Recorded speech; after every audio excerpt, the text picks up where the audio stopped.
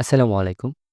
আজকে থেকে আমরা সিরিজ আকারে দেখব কিভাবে আপনি আমাদের এলএমএস ওয়েবসাইটটা কন্ট্রোল করতে পারেন ড্যাশবোর্ড থেকে। তো আজকে আমরা ফার্স্টেই দেখব বেসিক কিছু সেটিং, যেটা অবশ্যই আপনাকে করতে হবে আপনার ওয়েবসাইটের জন্য। তো ফার্স্টে আমরা আমাদের ড্যাশবোর্ডে চলে আসবো। ড্যাশবোর্ডে আসার পর অবশ্যই আপনি লগ ইন করে ড্যাশবোর্ডে চলে আসবেন। আসার পর এরকম একটা ইন্টারফেস দেখতে পারবেন। দেন আপনি একটু নিচে আসবেন স্ক্রল করে লেফট সাইড থেকে। দেন এখান থেকে জেনারেল সেটিং দেখতে পারবেন। অ্যান্ড জেনারেল সেটিং থেকে প্রথমে আমরা যাব মিডিয়া ম্যানেজমেন্টে। মিডিয়া ম্যানেজমেন্টে মূলত আছে লোগো, তারপর ওয়েবসাইটে ফেবিকন, যেগুলো আমরা উপরে অর্থাৎ এইরকম একটা আইকন আমরা উপরে দেখতে পাই সেটা। অ্যান্ড ফুটারের জন্য একটা ইমেজ, অর্থাৎ ফুটারের যে ইমেজটা আমরা ব্যবহার করব। তো সেই সেই সাইজও এখানে দেওয়া আছে, একটা রেকমেন্ডেড সাইজও দেওয়া আছে। তো আমরা একটা লোগো আপলোড করে ট্রাই করি। তো আমি একটা লোগো আপলোড করি, সাপোজ এইটা নিলাম। অ্যান্ড এইখান থেকে ফেভিকন একটা নিয়ে নিলাম। অ্যান্ড একটা ফুটার ইমেজ নিয়ে নিলাম। তো সবগুলো দেওয়ার পর এখান থেকে আপনি জাস্ট আপডেটে ক্লিক দিবেন। অ্যান্ড এটা একটা মেসেজ চলে আসছে যে আমাদের সেটিংটা আপডেট হয়ে গেছে, অর্থাৎ আমাদের মিডিয়া ম্যানেজমেন্টের যে লগোগুলো ছিল সেগুলো আপডেট হয়ে গেছে। তো অবশ্যই আপনাকে এই অ্যাডমিন প্যানেলে যেই কাজ করেন না কেন, আপনাকে অবশ্যই যেটা করতে হবে, সিস্টেম ক্লিয়ার করতে হবে। সিস্টেম ক্লিয়ার কেন করতে হবে? বিকজ আমরা আমাদের ওয়েবসাইটের পারফরমেন্স ইনক্রিজ করার জন্য আমরা যেটা করে থাকি যে ক্যাশ থেকে কিছু ডাটা শো করে থাকি। তো এটা আবার লং টাইম না, এটা ১ ঘন্টা পর্যন্ত ক্যাশে ডাটা রাখে। দেন আবার আপনার অবশ্যই ডাটাবেস থেকে ডাটা আনবে। বাট এটা আমরা ক্যাশে এই কারণেই রেখে থাকি যাতে ওয়েবসাইটের পারফরমেন্সটা ভালো থাকে। That's why. তো আপনি অবশ্যই এইখানে যাই কাজ করেন না কেন, আপনাকে অবশ্যই এই সিস্টেম ক্লিয়ারে ক্যাশ করতে হবে। তার আগে আমি একটু আমাদের ওয়েবসাইটটা দেখে নেই। এই যে আমাদের লাইভ ওয়েবসাইট, এখানে কোনো স্লাইডার নাই এবং এখানে এই আগের লোগোটা আছে। এখনো কিন্তু আপডেট হয় নাই। আমাদের যেটা করতে হবে, এই সিস্টেম ক্লিয়ার একটা ক্লিক দিতে হবে। অ্যান্ড ইয়েস ক্লিয়ার ইট, এটা একটা ক্লিক দিতে হবে। দেন আমাদের সাইটটা কিন্তু অপটিমাইজ হয়ে গেছে। অ্যান্ড দেন আমরা যদি রিফ্রেশ দিই, আমাদের কিন্তু আপডেটটা চলে আসছে। তো এইখানে আমরা নিচেও দেখতে পারবো সব জায়গায় কিন্তু চলে আসছে। ওকে, এখন এখানে দেখা যাচ্ছে ইনোভেটিভ আইডি সফট। তো এগুলো আমাদের চেঞ্জ করতে হবে, আরও অনেক বিষয় আসে। তো সেগুলোর জন্য আমরা আবার একটু নিচে চলে আসবো। দেন এখান থেকে বেসিক ইনফরমেশনে যাব। অ্যান্ড বেসিক ইনফরমেশন থেকে আপনি এখানে দেখতে পারবেন অ্যাপ নেম।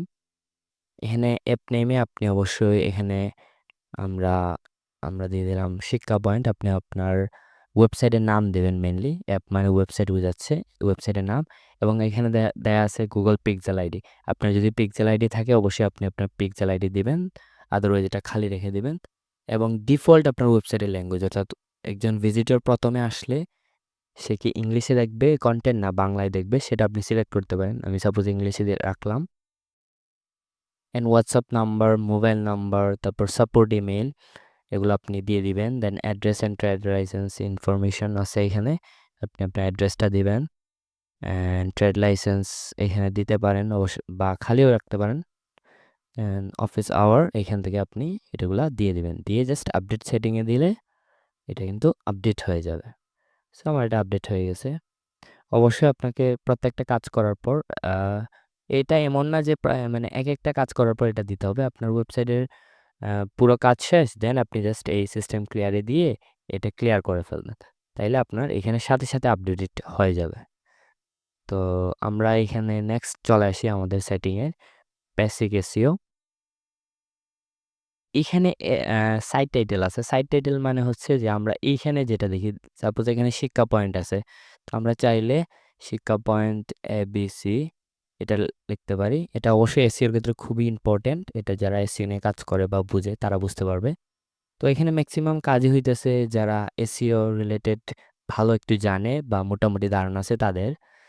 তো এখানে দেখানোর তেমন কিছু নাই। এখানে আপনি জাস্ট চেঞ্জ করতে পারেন মেটা keywords, canonical URL, then meta robots, then Google verification code, Bing verification code, sitemap-এর আপনি এখানে আপনার ফাইলের নাম দিতে পারেন যে পাথটা কি কোথায় আছে, যেমন এটা, সরি এটার নাম।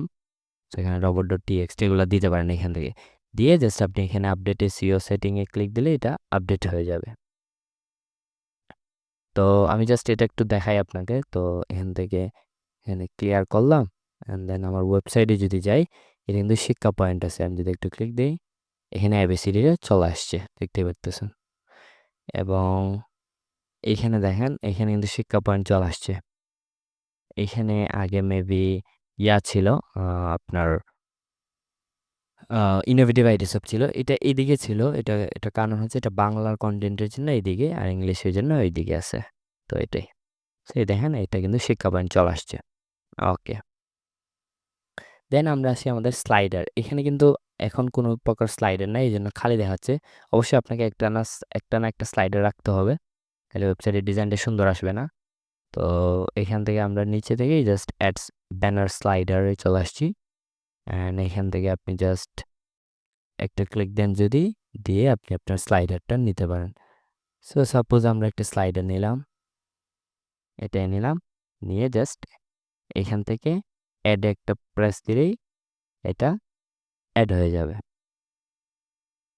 এভাবে আপনি এখান থেকে ডিলিটও করতে পারেন এটা ইজিলি, খুব সহজে আপনি এখানে অ্যাড এবং ডিলিট করে ফেলতে পারেন। ওকে, দেন আমাদের যেটা আসছে সেটা হচ্ছে সোশ্যাল মিডিয়া লিঙ্ক। আমাদের যেগুলো আছে ফেসবুক পেজ, তারপর আমাদের অবশ্যই একটা গ্রুপ থাকে সবারই। তো আমাদের ফেসবুক গ্রুপও এখানে দিতে পারেন। তারপর ইনস্টাগ্রাম, ইউটিউব, এগুলো সবগুলো গ্রুপ দিয়ে আপনি জাস্ট আপডেট সেটিংয়ে দিয়ে দিলেই এটা আপডেট হয়ে যাবে। বা কোনোটা যদি নাও থাকে এটা আপনি খালিও রাখতে পারেন, দিয়ে জাস্ট আপনি আপডেট সেটিংয়ে ক্লিক দিলে এটা আপডেট হয়ে যাবে। তো আমি জাস্ট একটু ক্লিয়ার করে ফেলি, আমার যেহেতু কাজ শেষ এইখানে। অ্যান্ড আমি দেখি আমার স্লাইডারটা আসছে কিনা। ইয়েস, আমার স্লাইডারটা চলে আসছে। যেহেতু একটা স্লাইডার আছে আমার, এই জন্য এটা কিন্তু স্ক্রল হবে না। আমি যদি মাল্টিপল অ্যাড করতাম তাহলে অবশ্যই এটা স্ক্রল হতো। তো এই ছিল আমাদের জেনারেল সেটিংয়ে বিষয় আশয়। আমরা নেক্সট পার্টে বাকিগুলা স্টেপ বাই স্টেপ দেখে যাব।